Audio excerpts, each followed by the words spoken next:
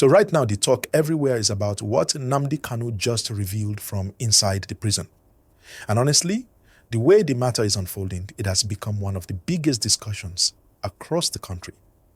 He said something that touched a lot of people, and it is something that goes straight to the heart of whether justice is truly being done or not.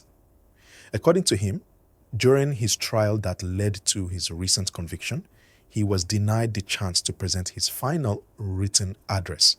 And if you follow court matters well, you already know that a final written address is not a small thing.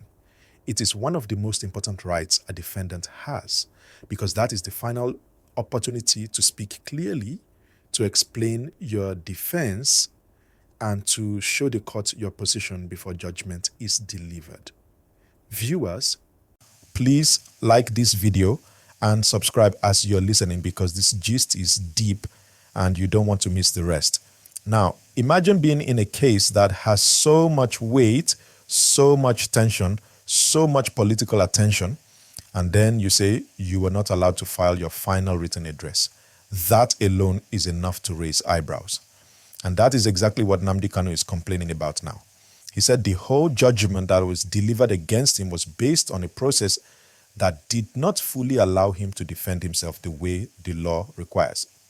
He is telling everyone that the court did not take his final arguments even after he prepared them, even after he insisted that the court should accept them. And for him, that simple act shows that the entire decision was unfair. At the same time, his legal team is also echoing the same thing. When his brother and one of his legal consultants visited him in prison, the message he gave them was clear. He believes that his fair hearing was not respected, and he is calling on everyone, especially those who understand law, to take their time and look very carefully at the judgment that was delivered. He says there are things inside it that do not make sense legally, and he wants Nigerians to pay attention, because this is not just about him alone. It is about what justice means in a democratic system.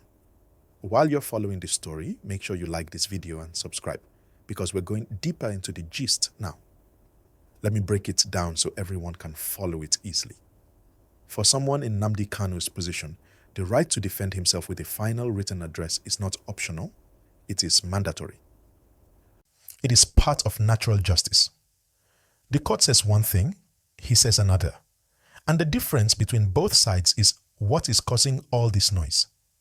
The court, through the judge who delivered the judgment, insists that he was not denied anything, that everything was done according to the law, and that any document he wanted to file had already been handled. But Kanu is saying the opposite. He is saying that the judge did not take his final written address, and that this has already damaged the fairness of the entire case. And that brings us to another big issue, the prosecution's evidence. According to Kanu, some of the evidence that was used to convict him was not properly entered in the charge sheet. What that means is that he is saying the court relied on materials that he was not given the chance to challenge.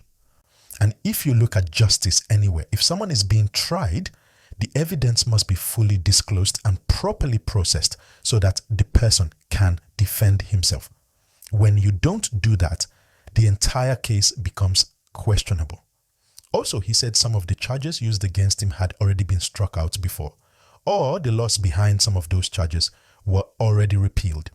And this is another thing that is making people talk.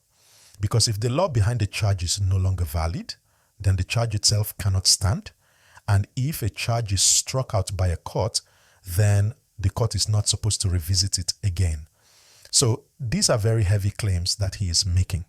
And these are the kind of claims that in any country should make people sit up and pay attention. And of course, this whole matter has a political angle too.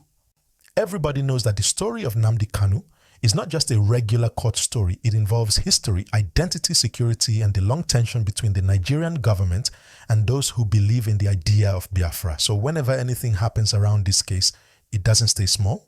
It spreads across the country, across families, across communities. People argue about it. People take sides.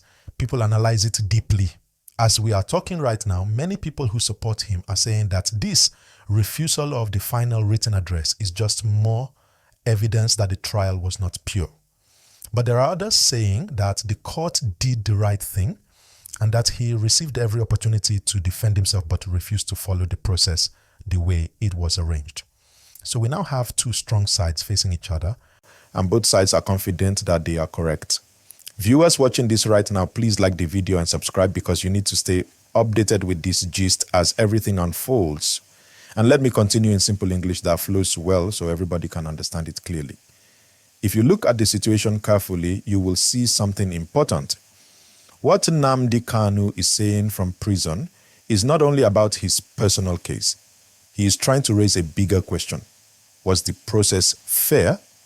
Because when a case carries high tension like this, when the nation is watching, when international organizations are watching, when political groups are watching, the process becomes just as important as the outcome. If the process is not clean, then the judgment will always face questions. He also said something emotional during the visit with his family and legal team. He said that he wants the whole country to look beyond the noise and focus on the principles of justice.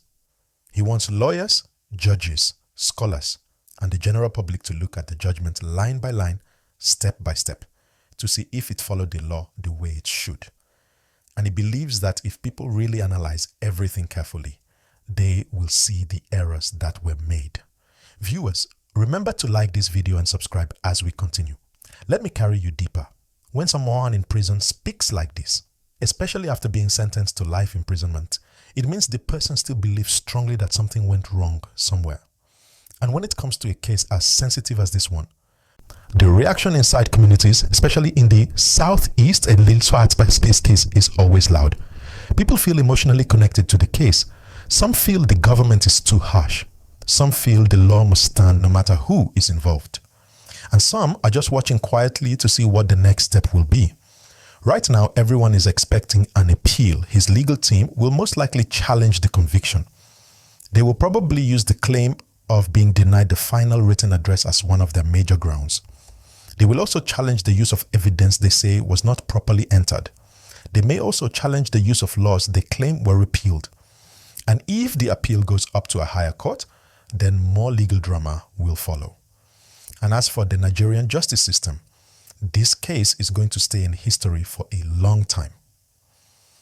Because the question of how a high-profile case is handled says a lot about a country's commitment to fairness.